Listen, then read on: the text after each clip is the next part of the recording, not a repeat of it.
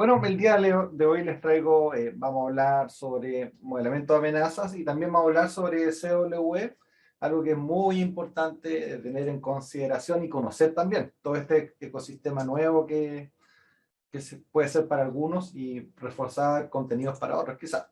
Bueno, esto no es necesario, ya me presentaron, así que vamos a ir directamente a la clase. Bueno, cuando nos presentan este tipo de nomenclatura, nosotros podemos pensar qué podemos encontrar en esto. ¿Qué es esto? ¿Por qué la gente habla tanto del CVE? Básicamente, el CVE es una forma de poder identificar, tallar y etiquetar distintas vulnerabilidades conocidas y expuestas. Como ven, acá tenemos una zona donde está la parte de el puntero láser, el CVE, está el año y está el código único de identificador. ¿Para qué nos sirve esto? Por ejemplo, cuando estamos hablando de vulnerabilidades conocidas y expuestas, es súper importante, puesto que las organizaciones tienen que manejar esto, tienen que parchar, tienen que generar distintos tipos de actividades cuando se van descubriendo que existe un CVE, porque básicamente, por ejemplo, este mismo, que es el de Microsoft Exchange Server Remote Code Execution, es una vulnerabilidad crítica puntuada en el CVS Scoring de 9.1, lo que significa que un atacante, si quisiera usar esta vulnerabilidad y está presente en nuestra infraestructura, podría tomar control remoto de un servidor o de una máquina que esté expuesta con esta vulnerabilidad.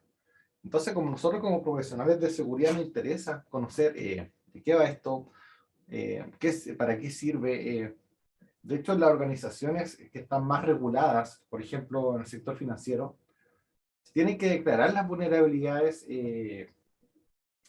explotables cada 90, 30, 60, dependiendo de la criticidad. En este caso, las vulnerabilidades explotables hay que informarlas y mitigarlas durante los 30 primeros días. Entonces, tenemos temas importantes que ir desarrollando y conociendo. Lamentablemente, a nivel de software, cuando se empiezan a desarrollar este tipo de tecnologías, a medida que se van liberando distintos tipos de funciones, distintos tipos de características de mejora, muchas veces, paralelamente a nivel de seguridad, se van generando también distintas fallas, porque el software no es perfecto, el software lo hacen seres humanos y hay equivocaciones. Y además hay una industria muy fuerte de investigadores con alta capacidad intelectual que buscan vulnerabilidades y encuentran formas de explotar estos códigos que muchas veces los programadores hacen de la mejor forma posible. Entonces están estas circunstancias, donde en el 2021 teníamos el top 10 de las vulnerabilidades más fuertes y más dañinas que tuvimos en esa época. Si se fijan, la que les mostré recién de Proxy Logon, que era una vulnerabilidad sobre los servicios de correo principalmente, de Microsoft, a nivel on-premise, que son servidores que montan en infraestructuras locales, o también a nivel, aunque no lo pensáramos, de sistemas de virtualización como Spinware. También había una vulnerabilidad crítica. ¿Y qué pasa con esto? Bueno, las bandas de ransomware, las bandas a tipo APT, las bandas de criptominado, entre otras, utilizan este tipo de vulnerabilidades para poder infiltrarse en las organizaciones y iniciar todo el kill chain para poder ir generando distintos tipos de ataques. Si se fijan, esta lista, por ejemplo, hay una que se llama Print Nightmare, es una vulnerabilidad de los sistemas de impresión. Pero esa vulnerabilidad fue muy explotada en las organizaciones. Entonces estamos hablando de vulnerabilidades que nos podrían jugar una muy mala pasada en la organización si se encuentra. Bueno, también tenemos otra, por ejemplo, acá, no sé si ustedes han escuchado la muy conocida de Log4j, que es una vulnerabilidad que se decía que fue la más importante del 2021. Básicamente, una vulnerabilidad muy, muy, muy grande y que la mayoría de las plataformas de seguridad que trabajan con sistemas web la tenían presente, tanto sistemas de ingreso a portales, sistemas de seguridad, etcétera. Sí, hay una pregunta muy buena, yo puedo ir leyendo, no tengo problema de ir comentando alguna. Por ejemplo, sí, lo que estamos hablando acá, cuando ustedes ven los puntajes, se llama CVSS Scoring. Por eso, todo este tipo de vulnerabilidad a nivel de CVE tiene un puntaje porque se hace un estudio y hay una tabla en la cual se genera una puntuación dependiendo si es explotable, qué tan fácilmente es explotable, cómo impacta, todo eso se conjuga para poder ir dando este puntaje. Haciendo un doble clic, por ejemplo, el mismo tema de Proxy Shell, cuando vemos la vulnerabilidad, muchas veces solo pensamos que el número se parcha y esto se acabó. ¿Sí? Acá lo importante es entender cómo funciona el proceso de la vulnerabilidad. En este caso, cuando se declara que hay una vulnerabilidad de este tipo, lo que hacían los atacantes, básicamente, subían una shell. Para los que no conocen, una shell es un acceso que va a tener el atacante para poder controlar un servidor de forma remota. Entonces los atacantes, por esta vulnerabilidad, subían una web shell, que es una shell tipo web, la cual es en ASP, en el lenguaje por defecto de los servidores de Information Server de Microsoft, y con ello podían manipular los servidores y correr procesos y ejecutar distintos tipos de códigos. Esto se utilizó bastante para poder extraer data. Entonces con este ataque fue simplemente contra la confidencialidad de la organización, porque con ello pudieron extraer correo electrónico e información confidencial de cientos de organizaciones, como se conocen data leaks a nivel de correo electrónico, lo cual es sumamente peligroso y riesgoso para las organizaciones. Entonces, para poder ir profundizando esta temática y entendiendo lo que estamos hablando, ¿qué es una vulnerabilidad? En informática, una vulnerabilidad siempre va a ser un fallo o una debilidad de un sistema de información que pone en riesgo la seguridad de la misma. Entonces se trata de un agujero que puede ser producido por distintos factores, generalmente por un error de configuración, una carencia de un procedimiento o un fallo de un diseño.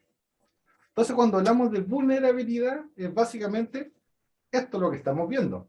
Y una vulnerabilidad generalmente va a ser explotada por un adversario, por un atacante, para poder sacar provecho de ella. Como ven, hoy en día hay todo un ecosistema de tratamiento de vulnerabilidades. Se generan los parchados, se generan los procesos y otros más. Entonces, ¿qué es una debilidad informática? La diferencia entre una vulnerabilidad y una debilidad es que son errores que las debilidades pueden generar vulnerabilidades. Y una vulnerabilidad de software puede estar compuesta por distintas debilidades. Pensemos que la vulnerabilidad es la capa externa de esto y la debilidad es la capa interna. Todas mis fuentes la mayoría son de Mitre, por si acaso. Entonces, después, cuando empezamos a andar en esto, desde donde se crearon todos estos conceptos, vamos a tener los CVE, pero ahora sale una nueva palabra, y quizás nunca la habíamos escuchado, que es el CW, que es el Common Window Enumeration. Para que ustedes conozcan, Mitre creó el CVE, Mitre creó el CW. Entonces, todo este ecosistema que se genera en torno a la clasificación de debilidades y de vulnerabilidades ya viene mapeado desde una fuente importante hace muchos años atrás, desde Mitre. Entonces, cuando hablamos del Common Vulnerability and Exposure, el CVE, ya empezando un poco a entrar en la profundidad de esto, es una lista de información registrada sobre vulnerabilidades con CVE que va a tener una idea, ¿cierto? Entonces, cuando vemos este tipo de... Sí, vamos a ir con las preguntas al final. No puedo estar respondiéndole todas las preguntas en vivo, así que al final le voy a responder las preguntas. Lo voy a ir poniéndole nomás. Cuando vemos el CVE 10 explotable, básicamente va a significar peligro.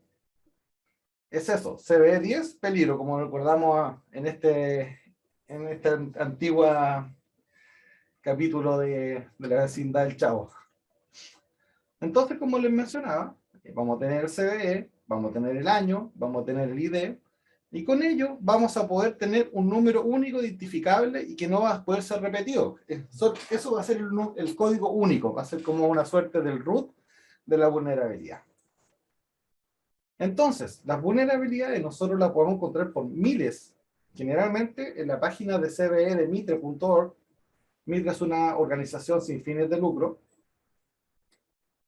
vamos a tener distintos tipos de vulnerabilidades sobre tecnología.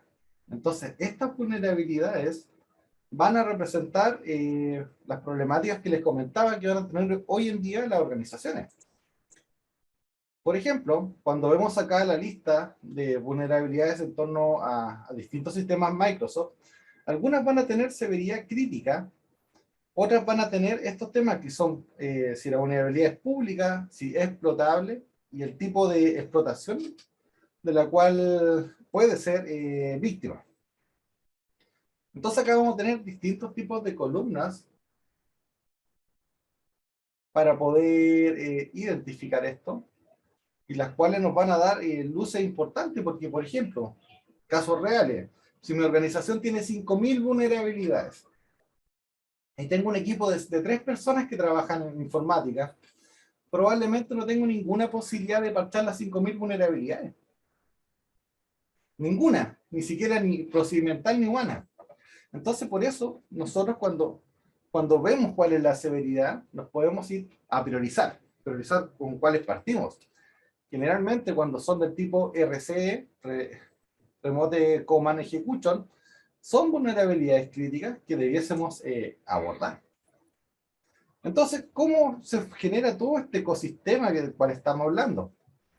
Es la Scoring Vulnerability, que es un sistema completo y es un estándar libre y abierto para poder evaluar la gravedad de las vulnerabilidades.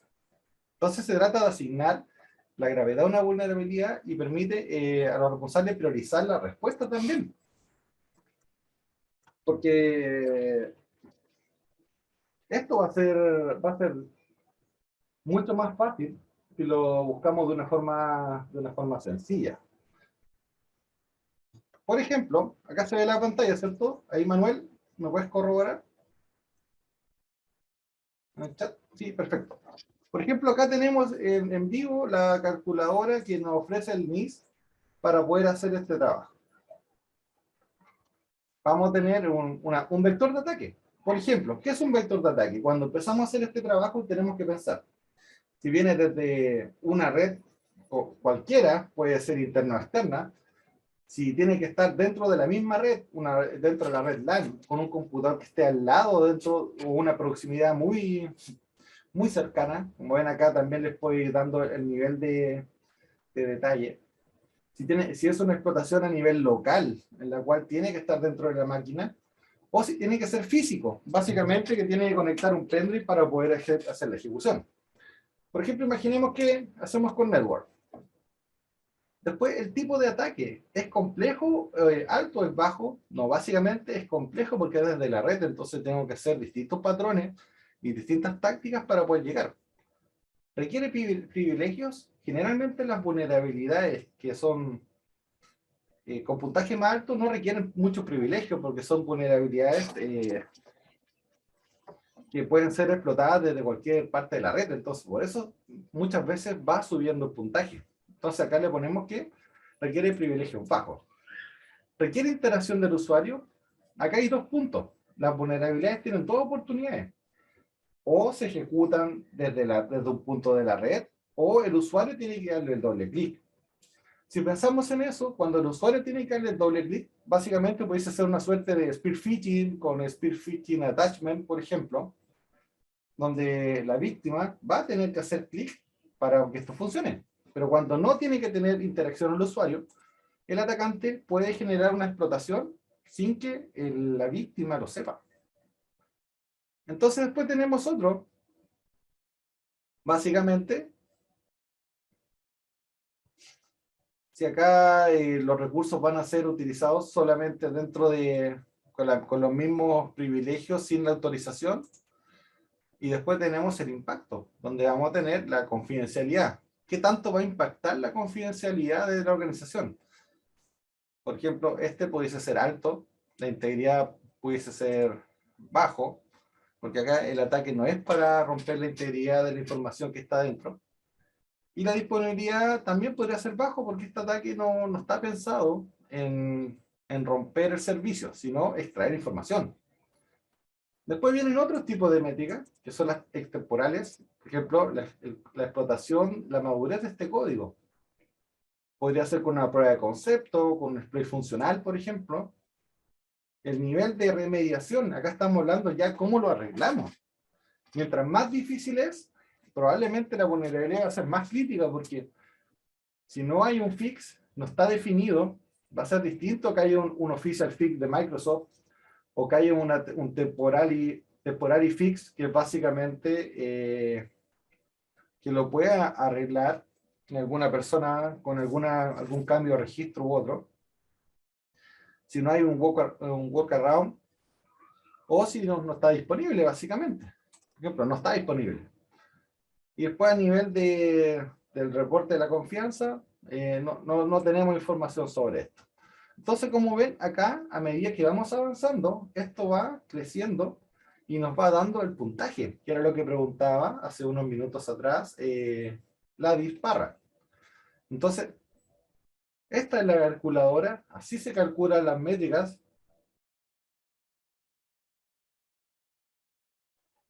Claro, sí, esto es para usuarios experimentados, porque básicamente estás evaluando en torno también a la investigación, al análisis, que se creó en torno a la vulnerabilidad que estás encontrando. Entonces, esos son algunos de los componentes principales para hacer esto, pero solamente esto trata de entrenamiento. Mientras más te metes en este tema, conoces los conceptos, entiendes de los ataques, esto se puede ir desarrollando.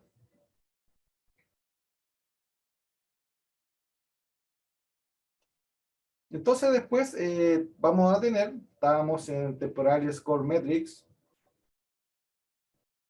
vector del ataque. Habíamos dicho que estos son métricas del medio ambiente, o sea, del ambiente donde se encuentra esta vulnerabilidad. La complejidad le pusimos alta, los privilegios requeridos los habíamos puesto como bajos. La interacción no era necesaria porque era una explotación. El scope, el alcance, habíamos puesto con cambios. Y así quedaría, con un puntaje de 6.9 para Jaime, que estaba preguntando que lo terminara. Entonces, de eso te va la calculadora del CVE. Esto también va por detrás con estudios de código, con la evaluación de los mismos y con otros tipos de factores y pruebas funcionales. También es muy, muy necesario. Entonces, eso es una parte pequeña de todo lo que vamos a ver hoy en día. Hoy en la clase, de hecho. Entonces, esto también hay un pequeño curso en el FIRS.org que te permite poder entender el ecosistema de CBSS a nivel de Mitre. Entonces, ahí te van a dar muchas luces de cómo poder interpretar cada uno de las distintas métricas y sus valores requeridos. Esto ya lo revisamos. Acá hay un ejemplo de un MySQL Store, SQL Injection, donde se hace el mismo análisis del cual realicé recién y pueden llegar a un puntaje relacionado. Hay el que menciono abajo, del FIS.org, es gratuito. De hecho, todo lo que hay en Mitre es abierto a la comunidad. Todo lo que estoy mostrando hoy día es abierto. Entonces pueden encontrar todos esos recursos disponibles. Bueno, esto ya lo vimos. Esta es una parte, entonces. Los CVE, el CVSS Scoring, y después tenemos la otra parte que es el Common Winner Enumerator. Este es un sistema, según Mitre, como fuente, es un sistema de categorías para las debilidades, vulnerabilidades del software. y se sustenta en un proyecto comunitario que se va manteniendo en el tiempo. Y su objetivo es poder comprender las fallas en el software y crear herramientas automatizadas que se pueden utilizar para identificar, corregir y prevenir esas fallas. Entonces, cuando hablamos de esto, hay más de 500 tipos de... Hay más de 500 tipos de vulnerabilidades conocidas, pero hay cientos de debilidades que podrían generar una vulnerabilidad. Entonces, acá se genera un ecosistema súper rico de conocimiento, pero el cual hay que conocer. Porque muchas veces nos quedamos con OWASP, y OWASP es súper bueno, pero OWASP está en la capa del servicio. Acá estamos en la capa del código. Sí, Joseph, la de Mitre también en la página del FIRST que vimos recién, también esa calculadora está funcional. Entonces tiene la del NIS y la del FIRST. Entonces acá hay una propuesta y una alternativa de solución que son las... Tenemos tantas debilidades en el código que ¿por qué no nos centramos en las principales? Entonces, en base a la metodología que creó el Mitre y en su equipo de CW, se aprovechan las distintas bases de datos de vulnerabilidades. Imagínense que esto es un análisis y un estudio profundo para poder encontrar cuáles son las principales debilidades que generan las vulnerabilidades. Entonces, para ello se estudió más de 37.899 vulnerabilidades para poder llegar a esto. Y se llega a este número. Cuando ustedes lo ven, esta es la lista de los 25 vulnerabilidades más complicadas que hoy en día existen a nivel de código. ¿Lo conocían? ¿Lo habían visto antes?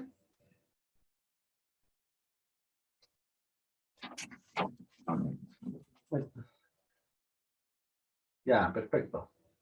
¿Lo trabajan ya actualmente? Excelente. Esto tiene sus complicaciones también, porque cuando estamos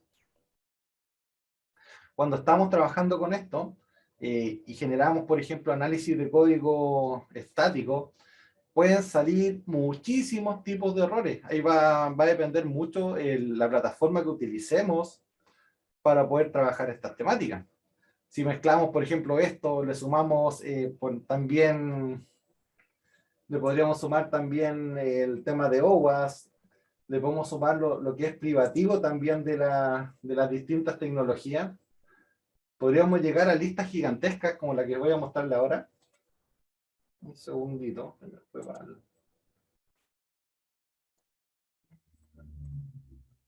Por ejemplo, acá con las personas que dijeron que lo trabajan, estoy en manejar raíz del derecho, así que les podemos hacer preguntas. Podríamos tener acá distintos tipos de... Vamos a ver en el Kingdom, vamos a ver parte avanzado, en la Best Practice. ¿Esta es la única alternativa de solución? ¿Con esto resuelvo todos los problemas? Claramente, no. Pero con esto se puede abordar problemas desde el origen y problemas específicos del software que se pueden gatillar en vulnerabilidades críticas. Van a ser en distintas tecnologías. Pueden ser en lenguaje de tipo C#, C++, PHP, en Angular, etc.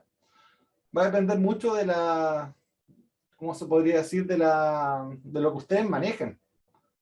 Todos los software todos los lenguajes de programación pueden tener vulnerabilidades porque acá son abstractas al lenguaje en sí.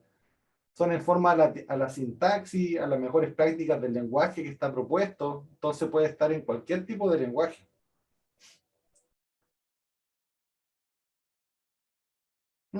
Es que esto no estamos hablando de vulnerabilidades. Este es otro arte. Esto es... bueno, lo vamos desarrollando porque tengo también un online sobre análisis de código estático y dinámico. Si se fijan, acá en esta página que se nos puede dejar acá, para que también la conozcan, vamos a tener algunas alternativas de solución. De todas las que he visto y revisado, la que me parece más completa y a nivel de trabajo, la que me ha parecido más completa, es la CW Top 25. Siendo que las otras también son buenas. no podríamos desconocerlas. Las otras también son buenas, pero en general, lo que he tenido la experiencia laboral, esta me ha traído buenos resultados. Porque recordemos que cuando hacemos este tipo de análisis, el tema es que después los equipos que en los factoring de coding tienen que solucionarlo, porque vamos a encontrar distintas debilidades. Y después, por ejemplo, cuando encontramos un outbound outbright, básicamente los programadores van a tener que corregir esto y van a tener que llegar a la mejor práctica de la solución. Vamos a revisar también esta página para que la tengan a mano y se la voy dejando ahí. Con CW. Entonces, cuando vamos a visitar este portal, nos vamos a dar cuenta que las vulnerabilidades están agrupadas por distintos tipos de categorías. Por ejemplo, si nos vamos a la de... Vamos a tener muchísimos tipos de debilidades de código que pueden aparecer. Entonces, va a depender mucho de lo que utilicemos, porque si enfocamos esto en múltiples formas, probablemente estemos todo el año mitigando una serie de vulnerabilidades. Entonces, vamos a tener que priorizar. Claro, pues José tiene que hacerlo en torno a lo que le parezca mejor, en torno a la política, la arquitectura, la tecnología, el conocimiento, de acuerdo a su organización. Eso tampoco hay una, como se podría decir, hay una fórmula mágica o que les va a servir a todos. Entonces, cuando vamos acá a la parte de Last Version, CWT 25, acá va a estar toda la descripción para que ustedes, los que no conocen, se puedan ir interiorizando en qué va esto, cuál es el aporte que puede tener y cuáles son los principales. Acá está la lista, acá está cada uno de los distintos tipos de código débil o de código o debilidad, y pueden ir entrando a uno y viendo inclusive algunos ejemplos de esto. ¿Y para qué les va a servir? Porque cuando ustedes hagan su proceso de seguridad por diseño, pueden incluir estos temas y estas temáticas de inspección de seguridad del código, generalmente en las fases tempranas. Lo que he visto que es muchísimo más caro empezar a revisar código cuando ya el servicio se fue, les dejó el código programado, y hacer esos cambios en cosas que ya están en producción. Entonces, siempre la invitación de este tipo de ejercicios son antes que se lancen a producción. Porque la mayoría de este tipo de vulnerabilidades están en pro de poder evitar que salgan servicios a producción de forma vulnerable. Por ejemplo, la número 2, recién vimos la escritura fuera de los límites.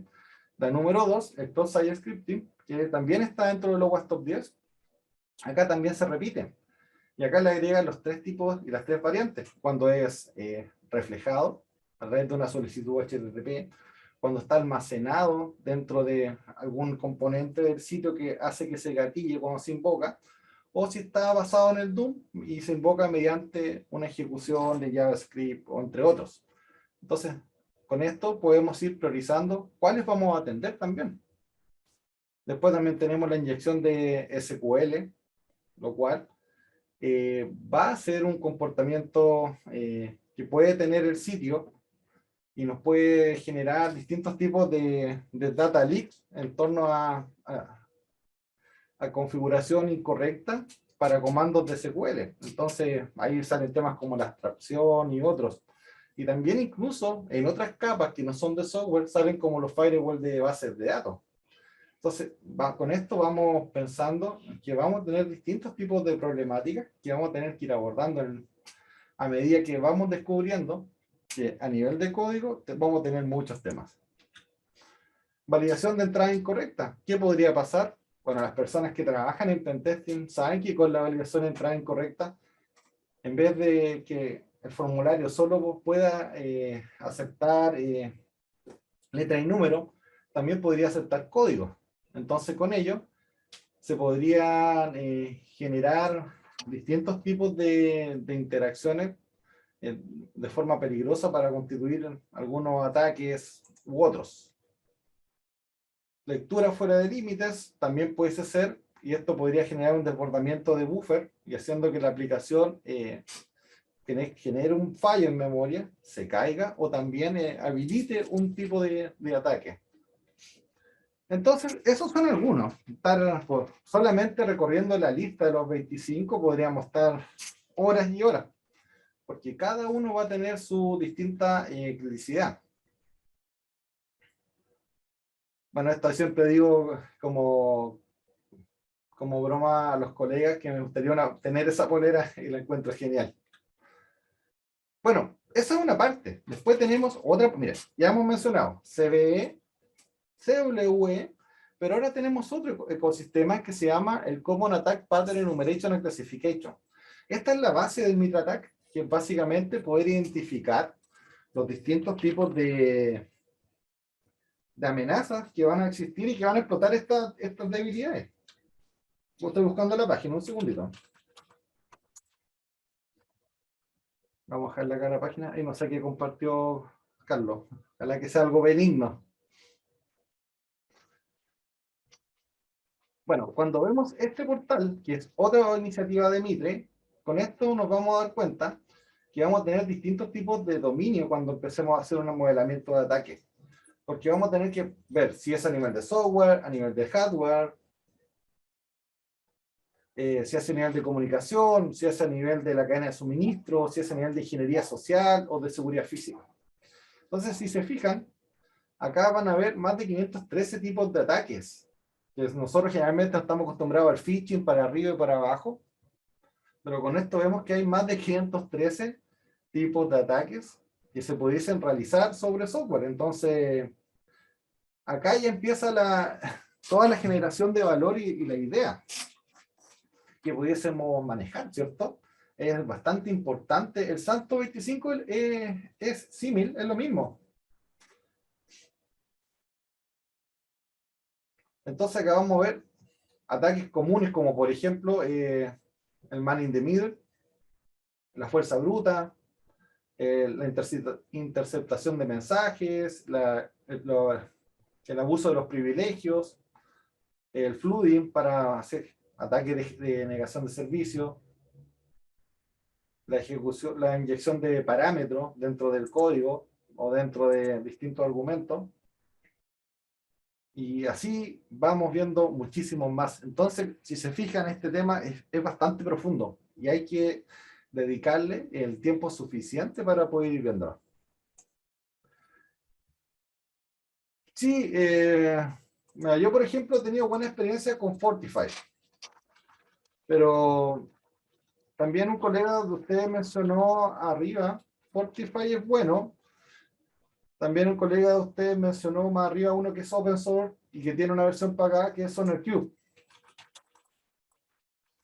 Ambos tienen buenas prestancias. Esos son los dos que pudiésemos mencionar, uno pagado y uno open source, pero hay muchos más. Si por ejemplo te vas a la página de comparación, el Coverity también es buenísimo porque menciona Alberto Jiménez. Fortify versus, hay una página de Gartner, Fortify versus Veracode también es buenísimo. Sí, sí, sí, son muy buenos los software. Fortify, Gartner Gartner Comparison. Bueno, para los que no conocen, les voy a mostrar una página de Gartner que les permite hacer justamente ese análisis. Por ejemplo, si nosotros estamos buscando una plataforma de código, por ejemplo, la que estábamos hablando de Fortify, por ejemplo, ¿qué es esta? Micro Focus Fortify Static Code Analyzer. Acá podemos ver lo que opinan los clientes, la integración, los servicios, qué tal funciona, con SaaS, con DaaS, etc. Las recomendaciones, incluso en alguna parte sale hasta los montos más o menos como andan los valores. Pero acá el valor que tiene esto, que ahí salen las alternativas, pues entonces ustedes les deja las luces claritas de si están interesados en esta temática, pueden estar viendo alguna alternativa a esto. Por ejemplo, acá ven que sale Veracode, Charmar, Bursuit, siendo no tan cercana al código estático, porque Bursuit es más para pruebas interactivas y más pruebas a nivel de pentesting, entonces podría ser cercano. Acunetics, no sé si ha desarrollado tanto un módulo de análisis de código, pero sí yo lo he ocupado para vulnerabilidades y es buenísimo. Pero acá tienen dos competidores cercanos, por ejemplo, Veracode, podrían hacer esta comparación y poner los dos. Si tienen, por ejemplo, que impulsar que en su organización adquieran una herramienta de código estático, con esto, acá tienen toda la base del estudio del estado del arte. Listo, llegar y usar.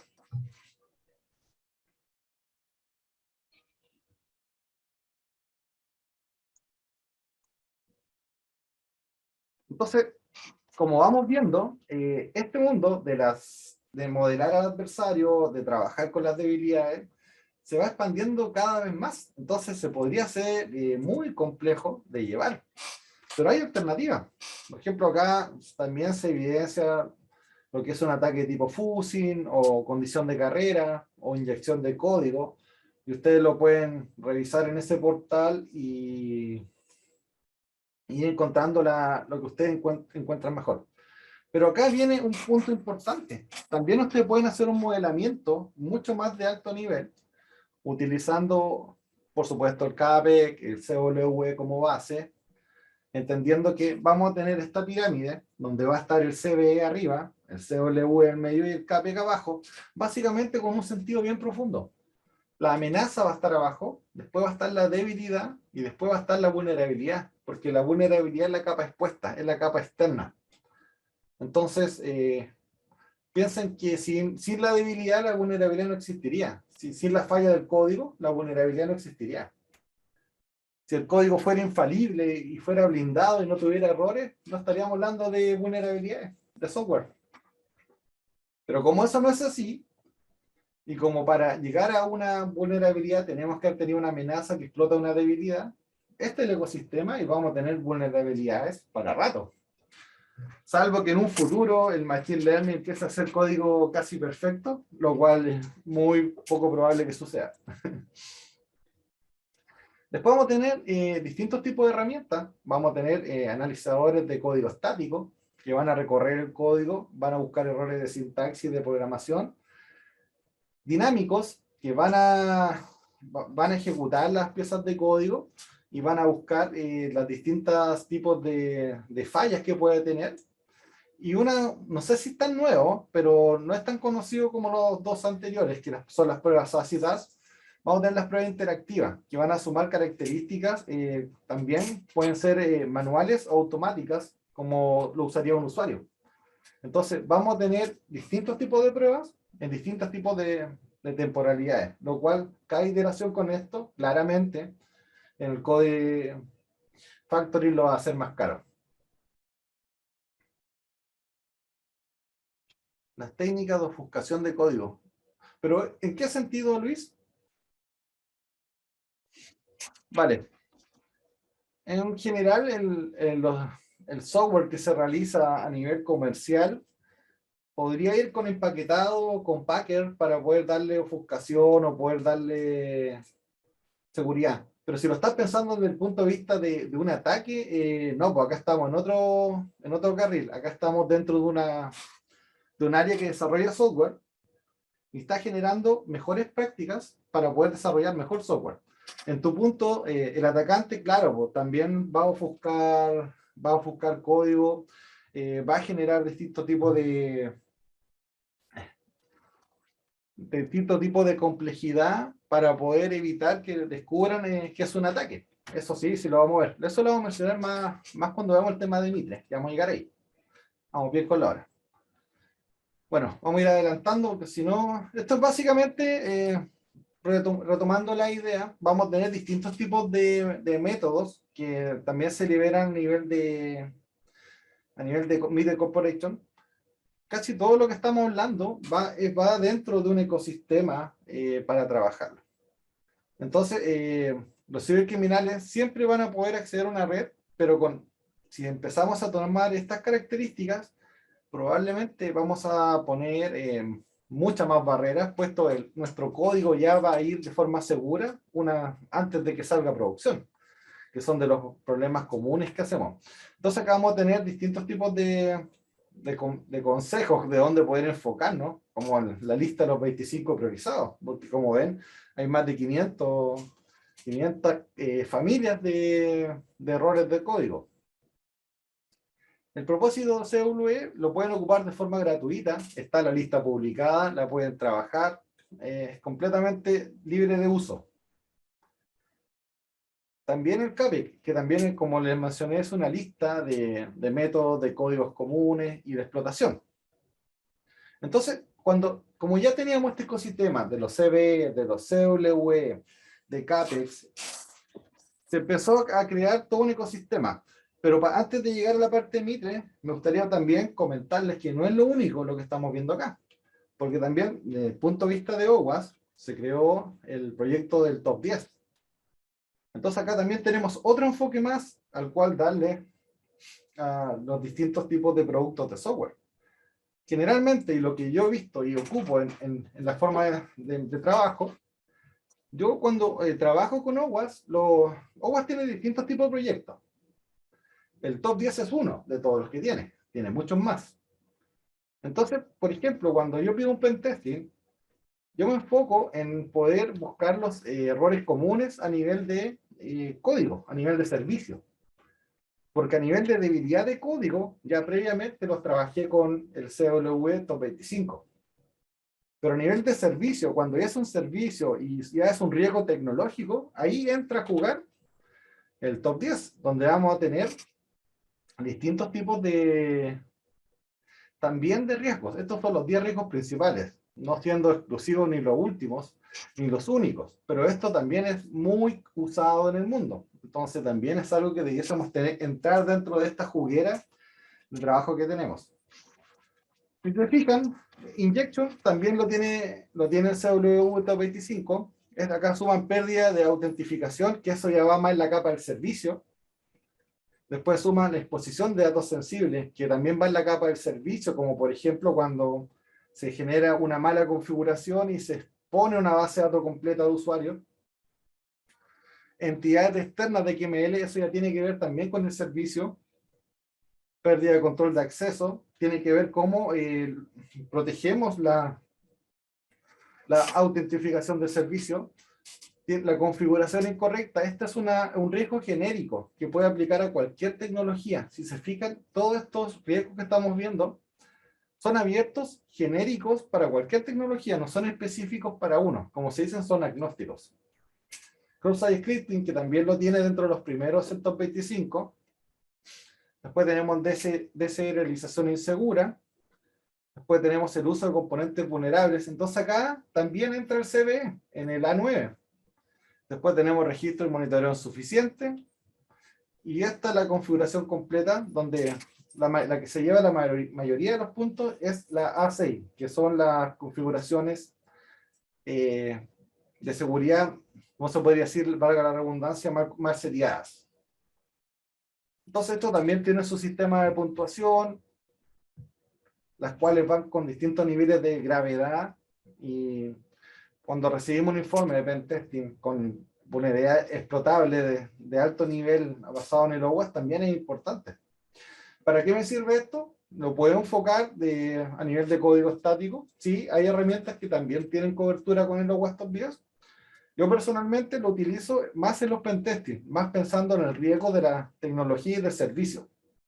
Pero todos los sabores son válidos. Acá no podría decir que uno es menos importante que el otro. Después tenemos la parte de Mitre, porque si nosotros nos situamos en este contexto, vamos a tener CWE, CVE, CAPEC, ya tenemos 3 factores muy críticos para poder empezar a entender que cuando desarrollemos un producto de software y lo lancemos a producción, vamos a tener, como por ejemplo, más de 1900 grupos que podrían estar interesados en atacarnos, solamente de los conocidos. Vamos a entender también que las tácticas, técnicas y procedimientos es lo más importante que estos grupos atacantes van a realizar. y van a ser para atacarnos. Entonces acá surge un tema súper importante, que se crea una nueva metodología que permite hacer el modelamiento final de todo esto. Entonces el MitraTAC es el Adversary Tactic Techniques and Common Knowledge, que básicamente es el modelamiento de las tácticas técnicas y el conocimiento común de esto. Es una biblioteca abierta que está disponible y la vamos a ver desde acá. Bueno, acá mientras la cargo para contarles, tengo la mayoría de las certificaciones que están disponibles de Mitre. Tengo alrededor de casi 45 certificaciones de esta temática. Es un tema que me apasiona bastante, puesto he encontrado mucho valor para poder identificar los distintos tipos de características que nos permiten hacer una seguridad mejor en las organizaciones. Entonces, por ejemplo, nosotros acá tenemos distintas tácticas que van a ser las tácticas que un adversario va a atacar para romper su software, o su plataforma, o su sistema. Entonces, cuando hablamos de técnicas, por ejemplo, de código, vamos a tener distintos tipos. Va a depender mucho de si es a nivel de una exfiltración de datos, si es a nivel de un comando de control. Por ejemplo, acá la que preguntaba un colega hace un rato, el data obfuscation, esta etnografía. Todo este tipo de técnicas que son del atacante ya van a estar mapeadas de alguna forma. Y estas ya van a haber sido utilizadas por un atacante. Y si quieren irse con algo concreto, podemos hacer un ejercicio en conjunto. Me les voy a situar acá. Váyanse al Navigator. Y hagamos un modelamiento de un ataque a nivel de tecnología móvil.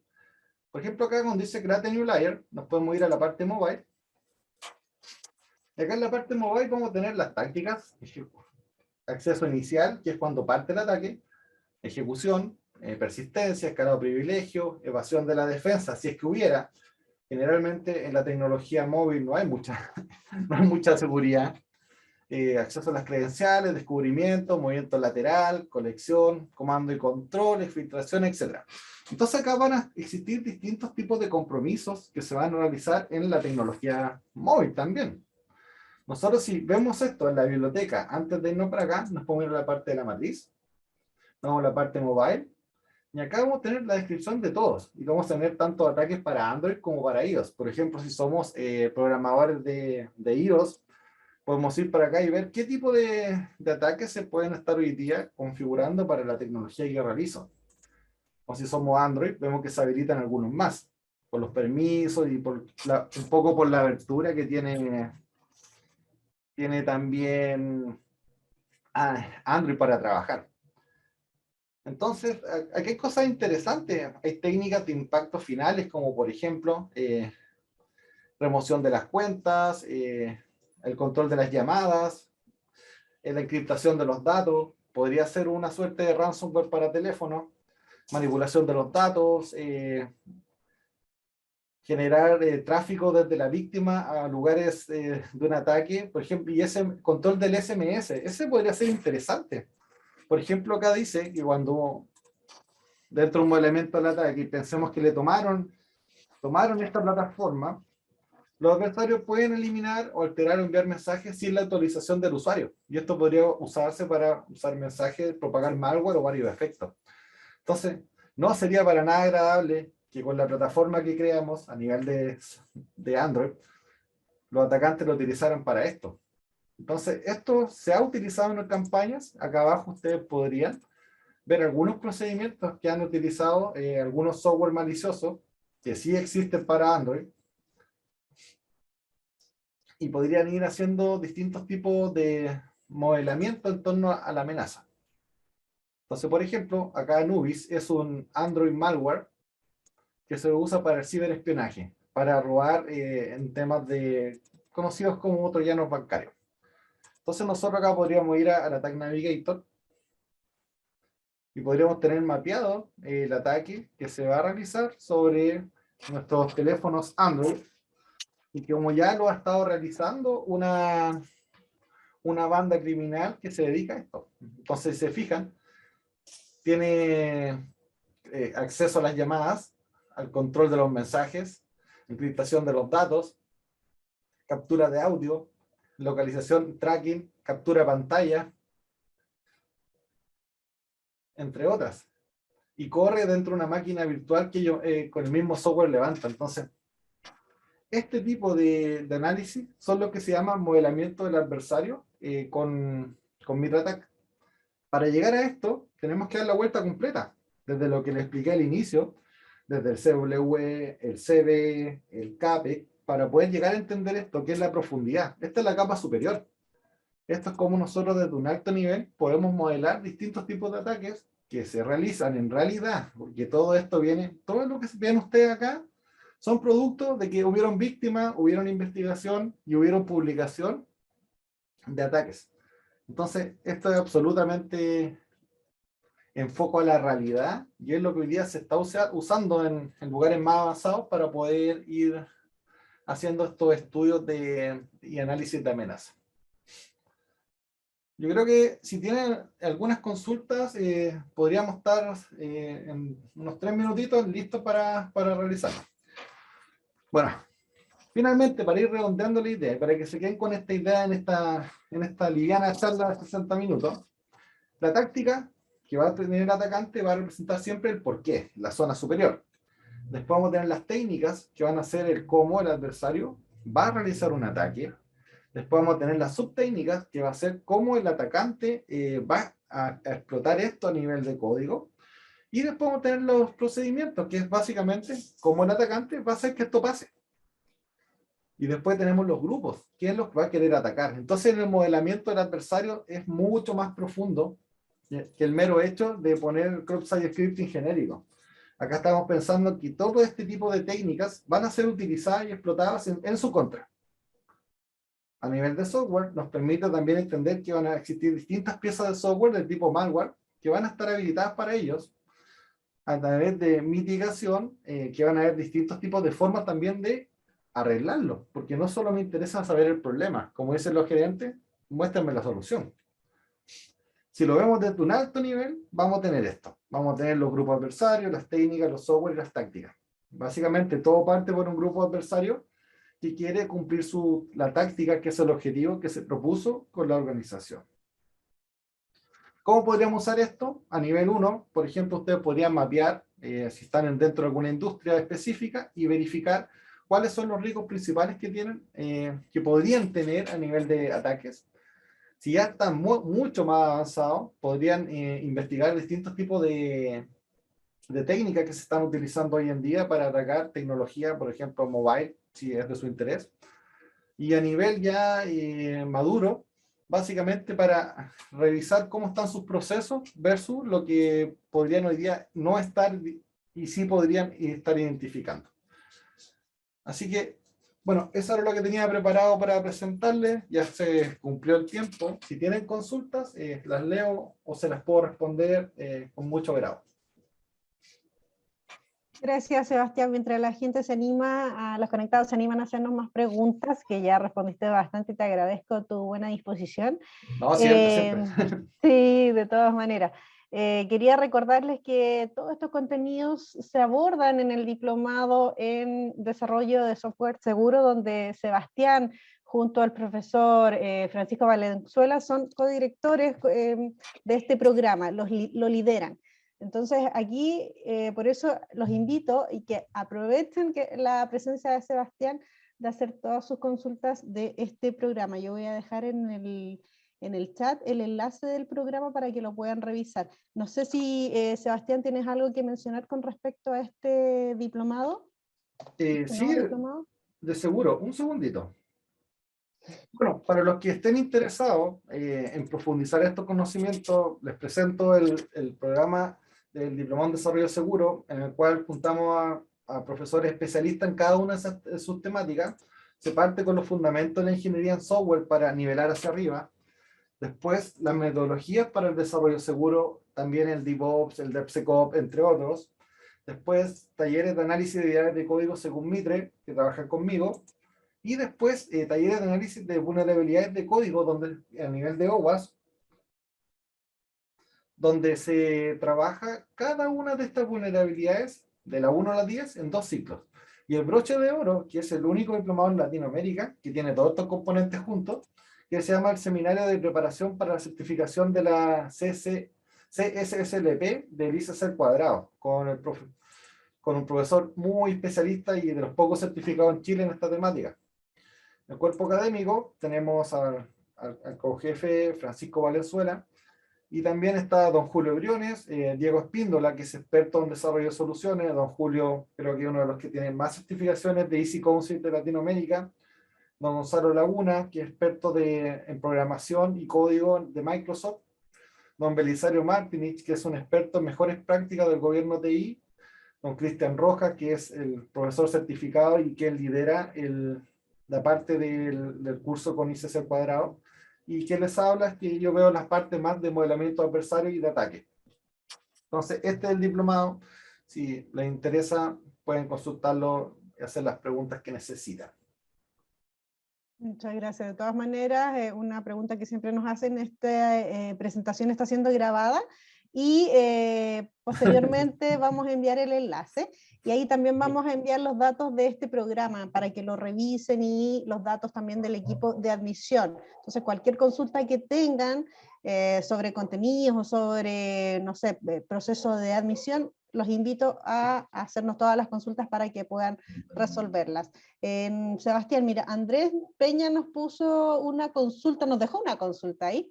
¿Qué información considera más importante de parte de una empresa u organización para aplicar este marco para el modelo de amenazas? Mira, por ejemplo, acá Mitre tiene dos modelos, uno que es hand-off y hand-on. Por ejemplo, el hand-off es básicamente cuando tu organización no quiere abrir las puertas y que le instalemos una sonda. Entonces, con eso tú puedes situarte en la organización y hacer la pregunta inversa. ¿Qué medidas de seguridad tienen hoy en día? ¿Qué pueden detectar? ¿De qué se pueden proteger?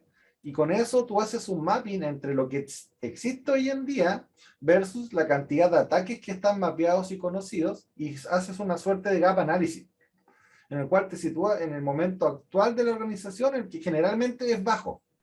No conoció ninguna organización que en ese análisis, según Mitre, parta del tope para arriba. Generalmente es bajo porque las organizaciones cometen un error de estrategia muy importante. Se centran en lo general, por ejemplo, riesgo de ransomware.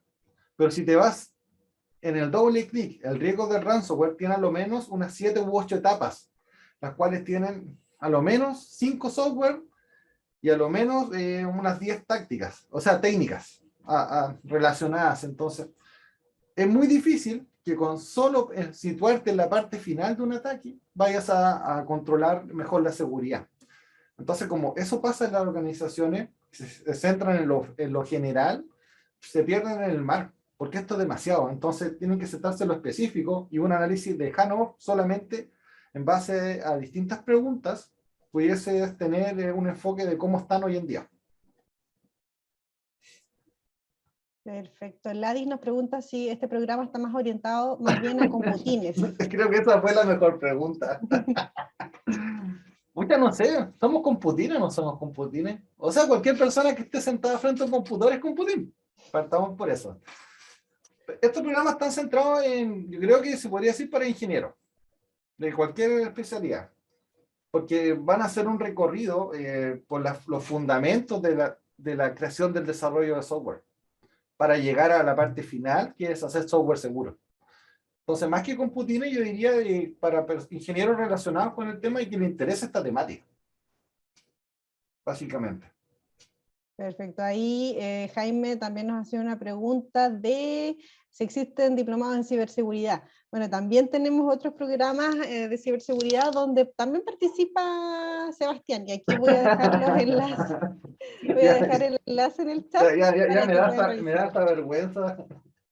No, pero eso quiere decir que eres tan experto en tu tema que aprovechamos todos tus conocimientos para que puedas transmitirlos a toda la comunidad. De todas maneras, aquí... Más que experto, me gusta mucho este tema y estoy demasiado involucrado en mi día a día. Bueno, yo también estoy dentro de este diplomado que es gestión técnica de ciberseguridad. Salgo hasta acá. Claro, bueno, un video. Básicamente acá vemos los temas de ciberseguridad de la capa 1. Distintos tipos de formas de administración de la seguridad, y los que en mi curso en particular yo lo hago, como se podría decir, meter las manos. tienen que preparar máquinas, montar servicios y hacer todo lo que haría un equipo de seguridad propiamente tal en su día a día. Analizar logs, montar plataformas y ver las dificultades y las problemáticas reales que pasan cuando hacen eso, porque todo el mundo les muestra las PPT funcionando, pero y todo el trabajo que hay detrás de poder hacer que esas plataformas funcionen es lo que yo les enseño, desde cero hacia poder tener temas usables. Y este viene con la certificación, con el curso de certificación de la 6CCP, que es una de las más reconocidas a nivel internacional. O sea, hoy en día estamos enfocados y trabajando directamente con ICC al cuadrado. Acá está la profesora Soledad Bastida, Ricardo Céspedes, Wilson España, Guillermo García, Carlos Gaule, Francisco, que es el director del programa, y quien les habla. Así que tenemos ese programa también por si a alguien le interesara conocerlo. Aquí hay una pregunta de Fernando Lucero. Saludos, profe. ¿El diplomado es de carácter más de programación? Mira, si lo situamos dentro del organigrama, este sería como para equipos que tienen software factory, que desarrollan software. Por ejemplo, una compañía que genera sus propias plataformas, una compañía que vende software a otro, le va a servir mucho, porque lo van a situar en otro nivel de madurez. Súper, ya. No, el resto son puros agradecimientos y felicitaciones. Fan club del profe, dice, te tienen muy bien calificado, Sebastián. Hay muchos buenos saludos. Aquí hay otra pregunta. El profe, ¿qué plus me da como ingeniero de software tomar este diplomado? Perfecto. Bueno, básicamente hoy en día el plus de desarrollar software es entrar en áreas de desarrollo seguro. Puesto no es un arte que esté muy hoy día, como se podría decir, masificado.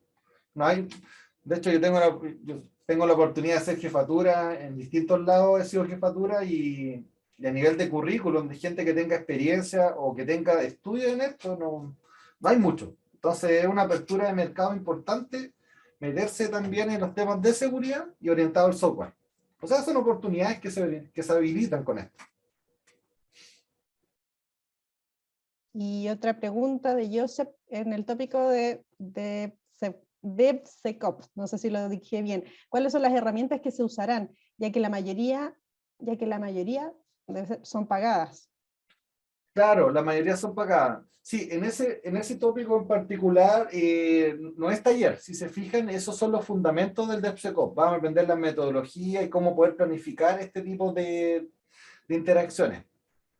Esa parte no es hand-on, ese es más de entendimiento, trabajo, de ese estilo de aprendizaje. Los que son de taller es el que tienen conmigo y el que tienen con el profesor de OWASP. Esos son con taller. Porque también tenemos que ver distintas metodologías y formas de hacer esto. No solamente en la capa 8 que tenemos que desarrollar, también tenemos que conocer altas cosas y poder planificar este tipo de trabajo y todo lo demás. Ahí hasta hicieron un comentario de tu polera, está muy buena. Acá hay otro de Jorge Gutiérrez. Soy ingeniero de software y quiero aprender de seguridad sin convertirme en un ingeniero en seguridad. ¿Cuál de los 3 diplomados me recomiendas? Qué buena la de Jorge. ¿Eh? Si soy ingeniero de software y quiero aprender de seguridad sin convertirme en un ingeniero en seguridad. En este caso, yo creo que el que te conviene para seguir profundizando lo que ya sabes de software es el de porque los otros no tocan tan cercano el tema de desarrollo de software. Entonces, tu zona de confort sería demasiado lejos de lo que estás haciendo hoy en día. En cambio, acá, tu nivel de conocimiento iría aumentando y profundizándose.